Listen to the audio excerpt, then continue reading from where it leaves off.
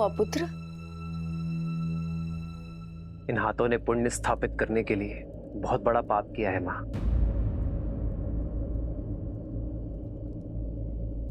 रावण का वध कर ब्रह्म हत्या के पाप से मलिन हुए। केवल आपकी आरती से ये शुद्ध नहीं होंगे मां।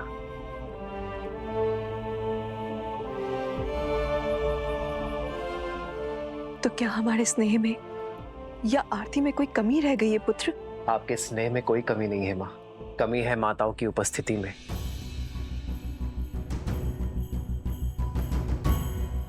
आरती करने वाली एक माता के ना होने में है।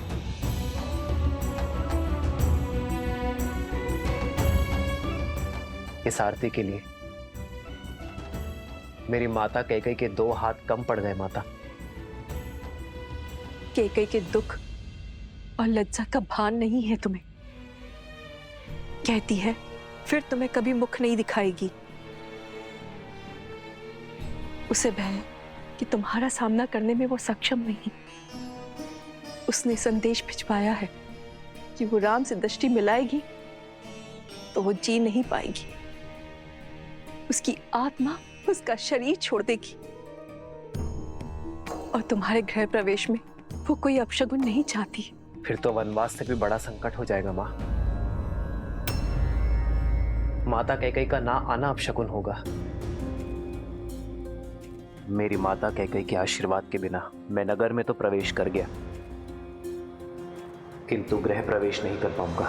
प्रवेश नहीं कर पाऊंगा। प्रवेश नहीं कर पाऊंगा। रघुनंदन तो बन गया, किंतु रघुकुल का राजा नहीं बन पाऊंगा। राजा नहीं। मैं अपनी माता कैकेयी के बिना घर प्रवेश नहीं करूंगा मां। प्रवेश नहीं करूंगा।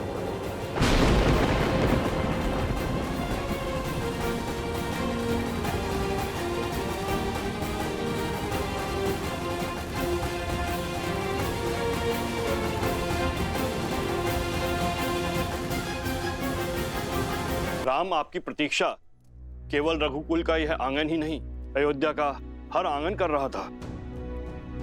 प्रजा की प्रतीक्षा को परीक्षा में न बदलो पुत्र, आगे बढ़ो।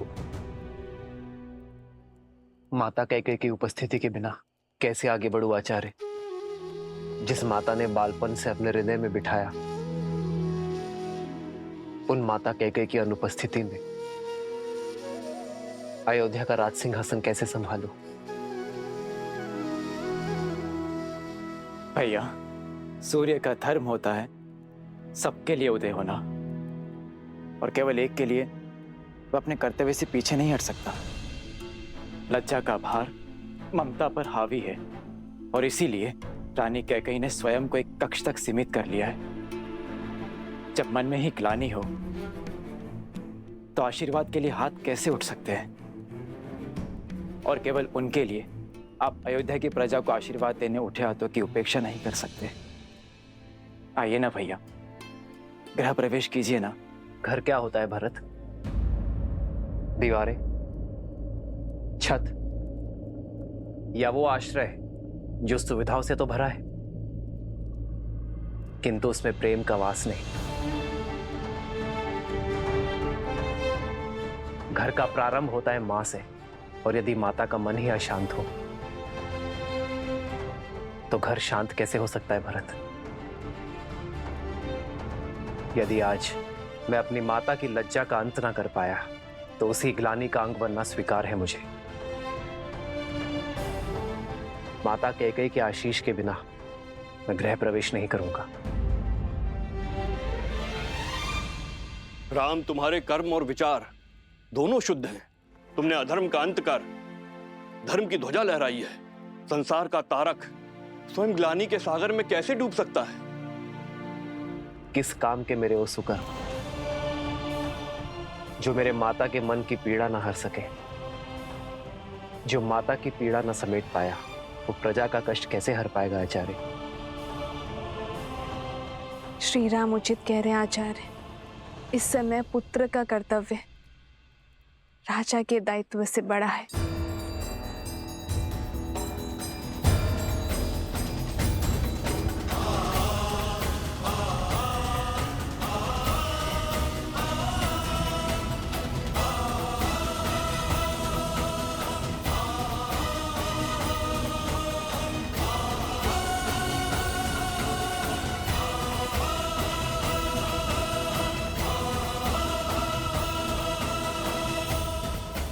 जब तक माता कैकेयी गृह प्रवेश की आरती नहीं करेंगी, सियाराम के पग इस घर की चौखट को नहीं छुएंगे।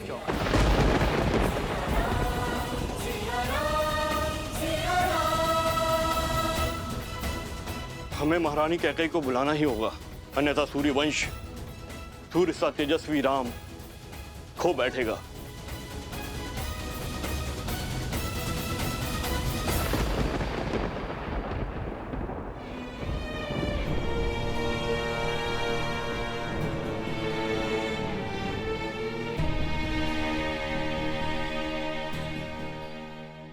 कस के पकड़ो, आंखें लक्ष्य पर, प्रत्यंचा तनी हुई। अब इसे खींचो और छोड़ दो। और कब तक आप अयोध्या के आकाश पर शोक का मेघ बनकर छाई रहेंगी?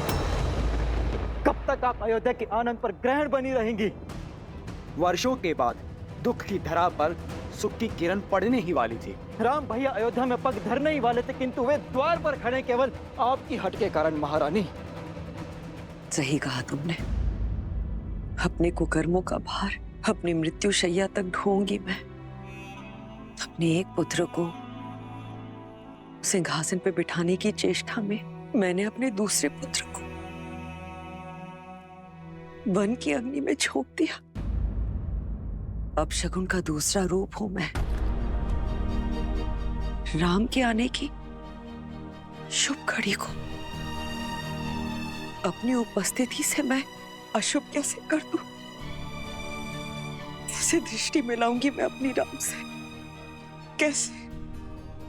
आपका दुख, आपका पश्चाताप ना ही आपके द्वारा किए गए कुकर्मों को मिटा सकता है और ना ही आपके प्रति राम भैया के प्रेम को। आपने चाहे जो भी अनिष्ट किए, किंतु भैया सदा आपको अपनी माता मानते हैं। आपसे जो भी अपराध हुआ वो क्षमा योग्य तो नहीं, किंतु आप अपनी ग्लानि की अग्नि में राम भैया के आनंद के वेला को नहीं झुलसा सकती। किंतु राम भैया अडिग हैं कि जब तक आप उनके द्वार पर आरती नहीं उतार देती, तब तक वो ना ही भीतर आएंगे और ना ही राज्याभिषेक करवाएंगे। चलिए, ईश्वर के लिए चलिए। मैं नहीं आ सकती। कैकेयी की राजकुमारी शक्तिशाली थी, किंतु अपने पुत्र के लिए श्राप लेने वाली ये अभागन मां दुर्बल है। भय है मुझे कि अपने राम के समक्ष आते ही मेरा हृदय मेरे साथ कोई छल न कर बैठे, मेरी धड़कन रुक न जाए। यदि ऐसा हुआ तो एक बार फिर मेरे राम का मार्ग रुक जाएगा। मेरी मृत्यु के कारण मेरे राम के आगमन की शुभ घड़ी अशुभ घड़ी में बदल जाएगी। नहीं, मैं ये पाप कदाचित नहीं होने दूंगी।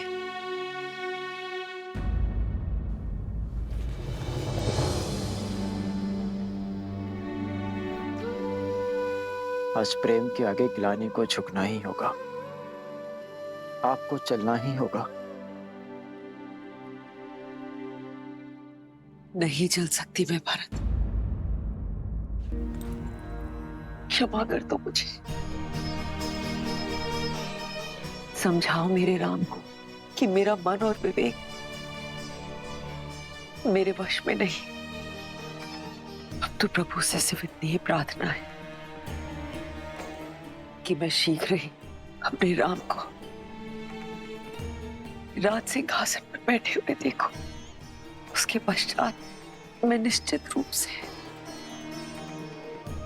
अपने प्राण त्याग सकती हूँ। उसके पश्चात मैं तुम्हारे पिताश्री से क्षमा मांगने परलोक जा सकती हूँ। कदाचित तभी मेरी आत्मा को शांति मिलेगी। क्षमा कर दो भरत, क्षमा करो।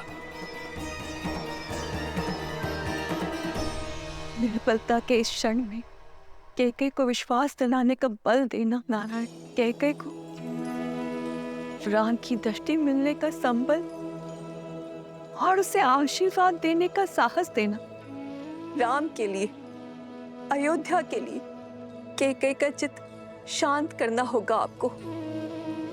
उसे ये विश्वास दिलाना होगा कि उसका आशीर्वाद श्राप नहीं, अयोध्या की कल की नींव है। हे भगवान, हमें तारिए। 14 वर्ष तक अयोध्या ने प्रतीक्षा के आंसू पिए हैं। इस प्रतीक्षा का अंत कीजिए। अब क्या होगा?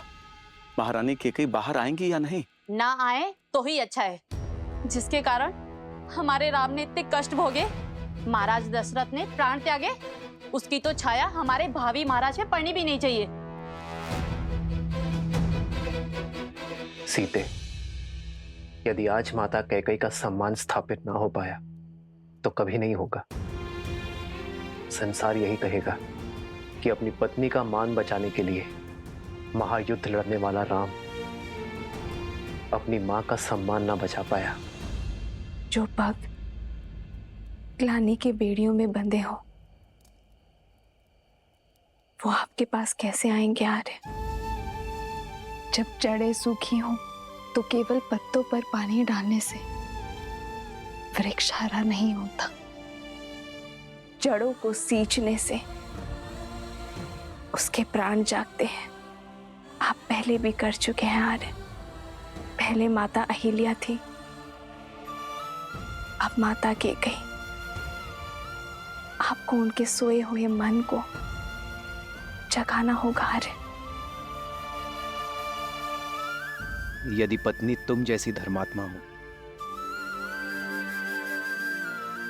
तो व्यक्ति के लिए कोई लक्ष्य असंभव नहीं है सीते। धन्यवाद। श्री राम राम राम श्री राम। महल के स्थान पर ये कहाँ चले गए श्री राम?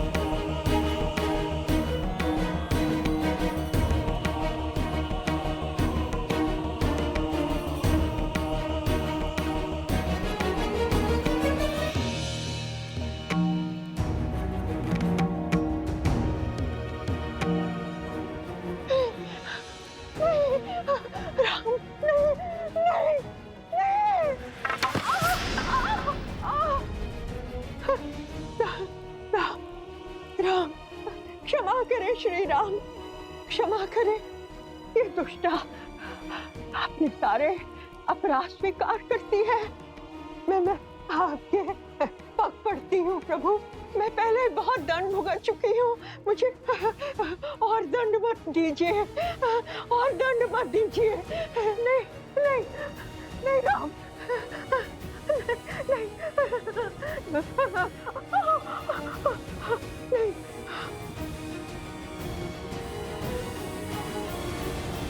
क्या श्री राम क्षमा करेंगे इसे? इतना करने के पश्चात तो रावण को भी क्षमा नहीं मिली थी। इसे तो जितना दंड मिले उतना कम है। यही तो थी जिसने महारानी कैकेयी के मन में अधर्म का, अन्याय का और ईर्ष्या का बीज बोया। प्रिय गणेश, माना कि मंथरा के बोल ही श्री राम के कष्टों का कारण बने, परंतु श्री राम ये बात भली भांति जानते हैं, क्षमा परमो धर्म, क्षमा ही सबसे बड़ा धर्म है। श्री राम रूपी ज्ञान की गंगा में गोते खाने के लिए सज्ज हो जाओ पुत्र।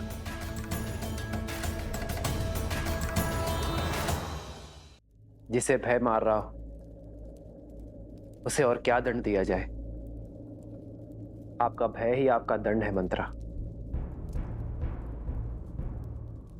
किंतु तुम यहाँ?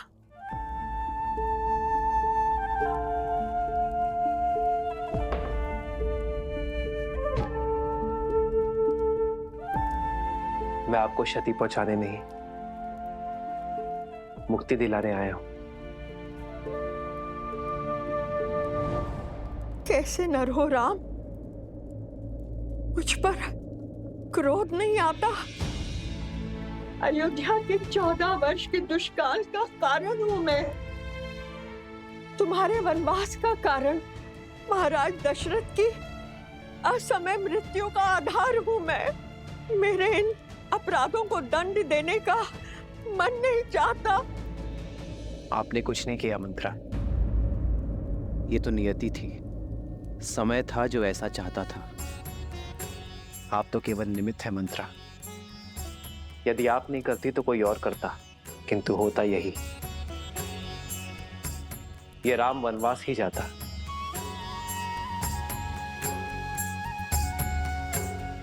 निमित्त बनने का दंड तो आप भोग चुकी हैं, अब बारी मुक्ति की है।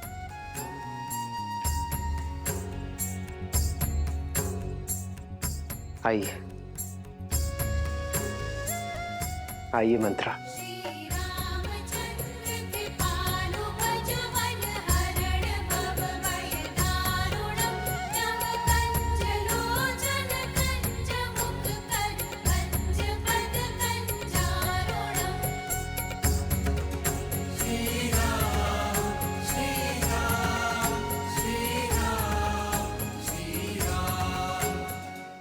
राम राजा बनने वाले हैं।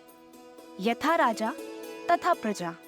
राजा की क्षमा प्रजा के लिए दया और करुणा का उदाहरण बनती है। श्री राम ये जानते हैं कि जो हृदय क्षमा कर सकता है वही हृदय सच्चा न्याय भी कर सकता है। अच्छा, तो मंत्रा को क्षमा कर श्री रामनाथ केवल स्वयं करुणा दिखा रहे हैं, बल्कि अपने प्रजा को भी करुणा का पाठ करा रहे हैं। हाँ पुत्र, श्री राम वो राजा नहीं जो केवल युद्ध जीतकर अपनी शक्ति और राज्य का विस्तार करे। श्री राम तो वो राजा हैं जो मन जीतकर सबके हृदय के सम्राट बनना जानते हैं। और आज मंथरा को क्षमा कर उन्होंने इस संपूर्ण संसार को राम राज्य की एक झलक मात्र दिखाई है। वो राम राज्य जिसकी सबसे बड़ी शक्ति है अपने क्रोध और द्वेष पर विजय पा लेना। अपने इस कृत्य से श्री राम ने संसार को यह दिखा दिया कि एक राजा का सबसे बड़ा बल है क्षमा करना।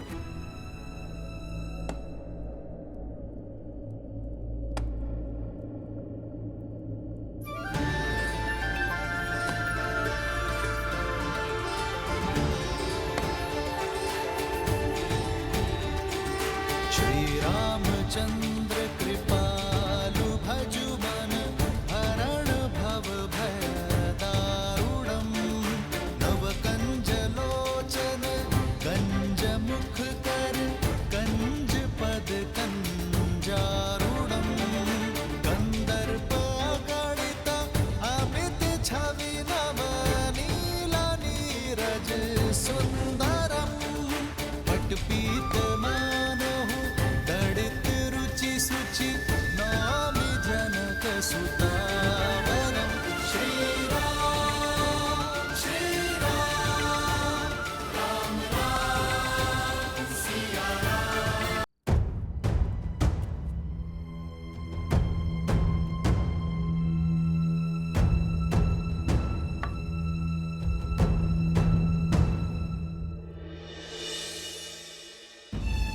प्रणाम मंत्रा माँ। बस बस बस, खुश रहो पुत्री, सुखी रहो। जो प्रणाम करते हैं उन्हें आशीष दिया जाता है, और हमें आपसे केवल एक ही आशीष चाहिए माँ, कि हम अपने कैकेयी माता के आशीष से वंचित न रहें। कैकेयी माता को ग्लानि के भंवर से निकालकर हमारे सामने ले आइए माता। उनके के संताप का अंत केवल आप ही कर सकती हैं, क्योंकि जब तक वो बाहर आकर हमारा गृह प्रवेश नहीं करेंगी, हम भीतर नहीं आएंगे। सीते, मैंने कैकई के मन में जो रामधुन रूपी अमृत को विष में बदल दिया है, उसे कैकई को अपने प्रिय पुत्र को वनवास भेजने के लिए विवश किया। सीते, अब मैं ही कैकई की ग्लानि के विष को राम मिलन के अमृत में बदलूंगी। सीते, अब मंथरा ही जाकर उसका द्वार खोलेगी। हाँ।